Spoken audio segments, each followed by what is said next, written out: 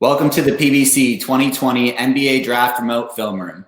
My name is Jon Chepkevich, Director of Scouting for the PBC, and joining me today is an early entrant in the 2020 NBA Draft, first team All Big East guard, Ty-Shon Alexander. What's going on, Ty-Shon? How you doing? I'm doing good, man. How are you? Hey, I'm doing pretty well, man. Quite an interesting time for you to be trying to navigate the beginning of your professional career and kind of, get your name out there to teams and show what you're made of. Because normally right now you'd be going through that exciting time of getting into a team's facility and working out in person with their front office staff and kind of being pitted up against other guards that are in this draft class and showing what they're made of. So kind of weird time for you right now, right? It is. It's a very weird time. We just got to stay healthy, get better every single day, making sure my condition and everything is right and able to, whenever this time ends up coming, so I can just be prepared and ready for it. Yeah, for sure. Definitely, every prospect is trying to figure out the best way to, make the most of this time that you're stuck at home. And most people are able to get some shots up and work out a little bit. But I thought this might be a unique way for us to spend some of this time and dive into some game film together, go through some things in your game that will translate cleanly to the next level, maybe some minor areas for improvement, and just kind of chop it up and hear your perspective on how you play the game. That'll work. Cool. Let's dive right into the tape right now. So we're going to start on the offensive side of the ball with some of your offensive strengths. And I think you're a very versatile offensive player. I mean, if you look at your synergy profile, 84th percentile in spot ups, 86th in transition, 89th as a cutter, 93rd in ISO. Like the list goes on. You're really efficient in a lot of different ways. Mm-hmm. So we're going to start this one in transition here. So to start this play, you make a really good read defensively. Maybe let's even start with that. You want to maybe give me the breakdown here on like when you're this weak side defender here and see this side pick and roll action going on. What's your sort of read in this situation? So because we were by different different players that we were scouting on St. John's on ball screen reads. In my read, I was basically just trying to, since I have a long wingspan, so I can potentially try to steal the ball if it goes to the corner, but also just have to help down for my big just to give him time to come back just for like an easy little trap. That way he could just play on one-on-one in the post and I can get back to my player. Right. But the guard made a really good pass to the post, but, I just had to be there for my big at that most part too. Yeah, for sure. And that was awesome way of kind of playing disciplined help defense, being in between these guys, covering both, and you just make a great play on the ball. And, you've definitely stuck out as an offensive player and a defensive player, and you see both in this clip here because you get down here and turn that good defense into good offense. And maybe you can run me through this one, but it looks like you're doing a little bit of manipulation with your eyes here and getting the defense to run out and open up that lane for your big man, right? Yeah, 100%. Because I know for a fact that nobody was definitely going to leave Mitch Ballard. Yeah. In the corner, and everybody in the Big East knows that we love shooting threes. Yep. So they're more likely to get out to the three more than they would in the basket. And Denzel made a great job of just running to the paint to be essentially wide open for a layup. For sure. And the pace in the NBA the past couple seasons has been as fast as it's been in 30 years, right? So your ability to kind of make these defensive plays and turn them into quick buckets is going to be huge for the next level. This one, you kind of reject the screen, fly out of bounds, and then have the wherewithal to sort of relocate out onto the three-point line there. You want to maybe, as we start this from the top again, maybe what is it that makes you decide to reject this pick and roll to start with, and then you can run me through the rest of the stuff? Well, from the start, in my understanding, I thought that nobody was going to leave Marcus Zagorowski open. You had Mitch in the corner all hugged up, and they were really helping a lot on our four-man, which is Damian Jefferson. But since Marcus kept going through the corner, I thought to myself that that player was going to keep going with Marcus, and I have an easy layup or a dunk for it too. But I saw the player basically just stand in the hole, which either or would have had Marcus wide open for a three. Yeah. But the player did a great job of just rotating down and going to go get Marcus. I thought to myself that Damian should have never moved because Marcus had a wide open three. Right. But since market wasn't open, like I just knew to myself that nobody was guarding me, so I had to just come back and knock down the shot. Right. It's pretty crazy that you end up right here tripping over the camera guy a little bit and end up getting the bucket out of this play. Just sticking with it, making the correct decisions and correct reads throughout the duration of the play. Is this, I guess right here, you see how this guy gets all off balance here? Did you do some sort of little like in and out or something there to do that? I hit him with an in and out. Yeah, I hit him with an in and out just to just show like I was going for that screen, but I was pretty much trying to reject it the whole time. Yeah, you got him way off balance there, and then just a great little finish to the play and good chemistry with Marcus there as well. So now moving on to this one, we've got you coming off ball, right? So you're running off these screens, and these guys know how much of a dynamic threat you are as a shooter. So I think your gravity in these situations, come off this stagger screen here, and are you anticipating that opposing bigs when these are coming are going to have to help on you for a second because they know that you'll stick that and you might have this roller? Is this a design set, or are you just kind of reading and reacting here? Well, I was potentially just reading and reacting because I was just trying to, because that play right there is mainly for either me or Mitch to get a wide open 2 or a 3 to come off. Right. Since I had 3 people on me, and Marquette does a good job of just by jumping right into the paint. I had 3 guys on me essentially, so that would have been a very, very hard, tough, and not really good shot for me. But I knew I had CB running straight to the paint for easy 2.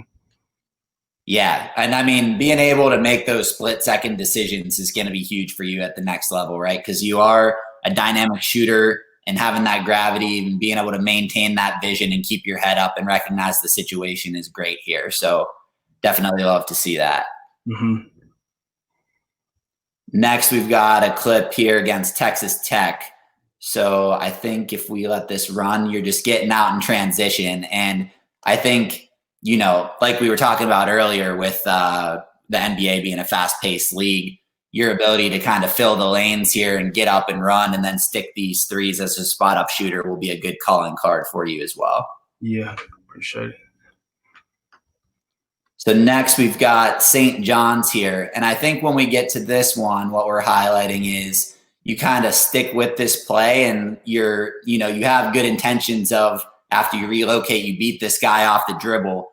The improvement area that we're going to talk about here, I think is just like some decision making and kind of being a little bit rushed in your decisions sometimes. Right? So I think you do an awesome job of getting right to the paint here and you're anticipating kicking it out to the corner. What do you think maybe, might have worked better in this situation, or what do you think happened on this one? I should have set my feet. Yeah, for sure. I mean, like if you just had maybe a little jump stop on the Big East right there, you could either, kick it out to him and be less rushed, or even put up that little floater. Cause I know you got the floater in your bag right there too, right? These guys are both decently far off of you. And I know that you can convert from right there. Just kind of like keeping that kind of stuff in mind and being patient once you get around those pick and rolls or beat your man. We were talking about earlier that you are a good shooter in transition. Maybe on this one, right, he's closing out on you so hard right here, and it's so early in the shot clock. I know you're maybe trying to get some momentum going here, but you think maybe you could have got a better look in transition than like a contested one like this? 100% I could. I should have just drove him right to the start. As soon as I caught it, I should have just ripped and went straight baseline. It was wide open. Yeah, for sure, right? Like, and it's probably, your eyes probably light up knowing you might get an open 3, but just, knowing that guys are going to close out on you hard like this and being able to attack them off the bounce when they attack with like too overzealous of a closeout, I think, just that minor recognition could go a long way. Yeah. And then I think this might be the last one here. You're coming off this screen and then, just kind of seem like you want to ISO this guy. Just maybe too much dribbling here, right? Way too much. So a lot of dribbling and then ultimately ends up in like a double teamed tough pull up, right? Just, ultimately those are going to happen every once in a while. It happens, but just, brushing off a few of those and maybe having one or two less per game will just make you all that much more efficient, right? Mm-hmm. Is there anything in particular that you are focused on during this pre-draft process right now on the offensive side of the ball that you're keying on during your training? It's a lot with ball handling. I'm handling the ball a lot better now. Reading the passes and also making sure I hit the right reads at the same time. Getting my passes to be more fluent, a lot quicker, just throwing them a lot stronger and harder, and just staying in shape, really. Yeah. Those were the ones.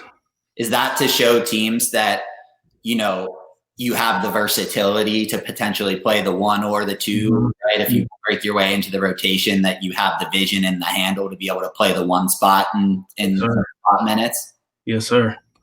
Because I want to show people like I know how to handle the ball. I can be a big guard for space. Like I can run. It's just something that I just know I know I got it in me. So I just need to just keep working on it. Yeah, for sure. I mean, adding to that element of your game and just becoming that much more versatile will only help in you being able to crack a rotation and make an impact early on. Mm-hmm. So now I think we're going to move on to the defensive side of the ball. Maybe after this last play here, I think this might be our last offensive clip. And I think that's just another one of those decision-making ones. Like the pick and roll is not really there. Like it's there for a second, but tough pass there, right? Very tough. Yeah. So ultimately, not a big deal, but like you said, that's stuff that you're working on right now during the pre-draft process, and definitely feel confident that you'll keep making incremental improvements there. Mm-hmm.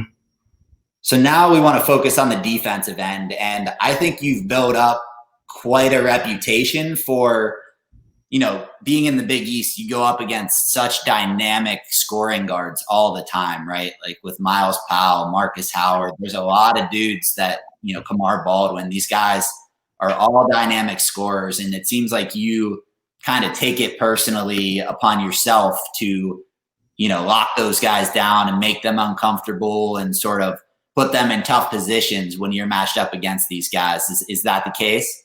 That's 100% the case. Like I told Coach Mack, I wanted to, in order for us to win games, like I need to guard everybody's best player.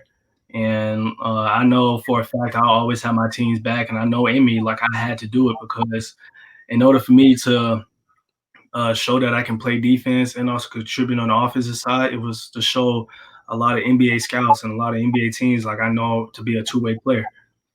Yeah, no doubt. And you definitely established that this year. I mean, the strides you've made defensively and being able to, put these guys in such tough situations because they're such good shot creators, right? But I think he happens to make this one, right? But when it's all said and done, right, you live with this shot. That's a tough shot.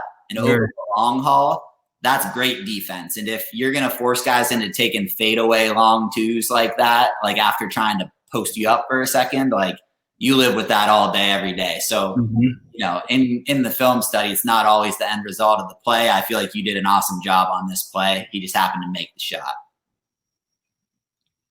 Next, we've got Marquette here, and you're matched up against Marcus Howard here, dynamic scorer, but you force him off his spot, and then look how engaged you are here, like with the active hands, force him into a really tough look. What's sort of the scouting report on when you're matched up against one of these really dynamic, sharp shooting guards like Marcus Howard, or if when you're in the NBA, you're matched up against a Steph Curry. What's your sort of approach to guarding guys that can pull it from anywhere and are really quick and shifty getting, into the paint? Well, basically, what was my mindset was to not give him any breathing room. Yeah. Make every shot that he shoots, make it be tough shots. And like Marcus, he loves going left for a step back, and I did not want him to go left. I wanted to contain him, make sure he will always move the basketball in ways that he normally don't do. Right. And I was just trying to make him uncomfortable as possible. Yeah, for sure. And I mean, I think you do a really awesome job of having these active hands on the ball that sort of like disrupt the guy, make him uncomfortable. But as soon as he like starts dribbling and attacking, you do a good job of like pulling him back and showing the ref that you're not reaching here, right? Like that's just great defense, good strength to like, you know, not let him bump you off your spot and force him into a tough look there. Get a great closeout without fouling again. Just an awesome possession there. Then this one, back to Myles Powell again. I mean, firstly, you do an awesome job of, I think, you know, running off screens, right? You do a really good job when they're trying to like send, you know, the guy you're defending off a pin down or a stagger or something, of kind of locking and trailing and shirt tailing sharpshooters, right? So you get around both these screens and then you make him uncomfortable again immediately. Is it a similar sort of approach with Myles Powell as it is to Marcus Howard, or is it kind of differentiated with him? It's exactly similar approach. Like Myles Powell, he was the Big East Player of the Year. He had a lot of hype about him coming in, a lot of hype about him all season, and I just wanted to show people like what I can truly do, and we needed to get this win. And in order for me to do that, like I knew I had to stop the best player. Yeah, and I mean, it's a tight game early in the second half. I'm sure he's frustrated because you've been up in his shit the entire game, and you lure him into this little push off here. And this is a big momentum play. And I think that you can make those kind of momentum plays at the next level as well. I think that's going to translate really cleanly because you put in that effort and are consistently engaged. Next, we've got Providence here. So you end up on the ball here again. Do you want to maybe talk me through like when this guy's trying to break you down in an ISO here, like what exactly are you expecting from him, and how do you end up knowing to get to that spot and plant and take the charge? Well, I just knew like from an aspect from like his type of like for Duke, he's a fantastic player, and like anytime he dribbles the ball, he doesn't go into like a dribble to a pull up. Right. He's always trying to go downhill. Yeah, and like. That was just obviously just watching a lot of film and just knowing that. Yeah, for sure. And I mean, that seems to be a consistent theme with all of these, right? Is that you kind of know what that player likes to do and what they're comfortable with. And you do a great job of anticipating and knowing how to force them into a situation they're less comfortable. So I think, you know, it's evident the extent with which that you're dedicated to your craft and to like film study and the scouting reports and kind of knowing personnel, right? And I think that that's going to be huge for you as you become a rookie here and break into the pros, right? Oftentimes, as a young professional trying to make your way into the league, a lot of that stuff can be overwhelming. But if you're able to really focus in and hone in on that and take that super seriously, I think that can really differentiate you early on and give you a chance to contribute early. Correct. You're right. So I think we're going to move on to the last section here, which let's see. You're locked on Myles Powell again. No offense to Myles Powell, us showing you locking him up. This time he gets past you though. So I think the one thing that we're going to touch on here is that your sort of intensity in getting up in guys every once in a while like leads to you getting a little bit blown by in certain situations, right? You ended up having some help defense here, and maybe that was kind of the game plan. But, you know, with that on-ball engagement, every now and again, end up letting a guy getting right past you because you kind of close out pretty aggressively or something like that, right? Do you think that maybe there's some room for you to, you know, kind of counterbalance some of that aggressiveness with making sure you're able to still like open up your hips and cut guys off and not give up like one or two easy buckets? Yeah, it definitely is. I just knew to myself I didn't want him to get any shots. So, like, and part of me, like after watching some of this film, the way I knew I had to change it from the second time we played him was I can get up into him, and then I also just need to back off. Yeah. Just to give him like just at least have like a hand in the passing lane and just having a hand at least getting close up to him so I wouldn't have to get blown by. Right. Like you can make him uncomfortable, but still give him enough space to be able to like step back and recover and cut him off. Correct. Yeah. And I think you do a really good job of that the overwhelming majority of the time, but I'm sure like as you are tasked with that duty of covering the team's best player all game, every once in a while, it just like slips for a second, right? And so that right there, not even a major improvement area or weakness. I think that's something that kind of comes with the territory of being the guy that's willing to step up and take that challenge of guarding the opposing team's best player. So I think NBA teams will be really encouraged that you took that upon yourself and really excelled at that this year on the defensive end. Yes, sir. Appreciate that.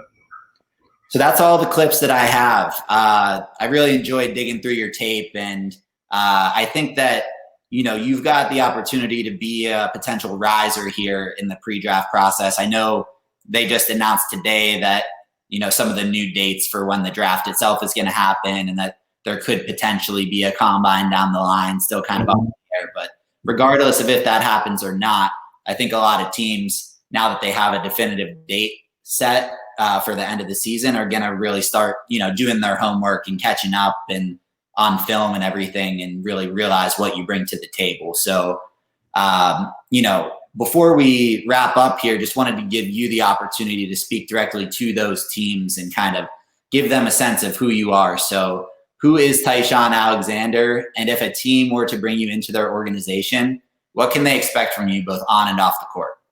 Well, Ty, in my opinion, I think I'm a great guy. I love to talk. I love to meet new people.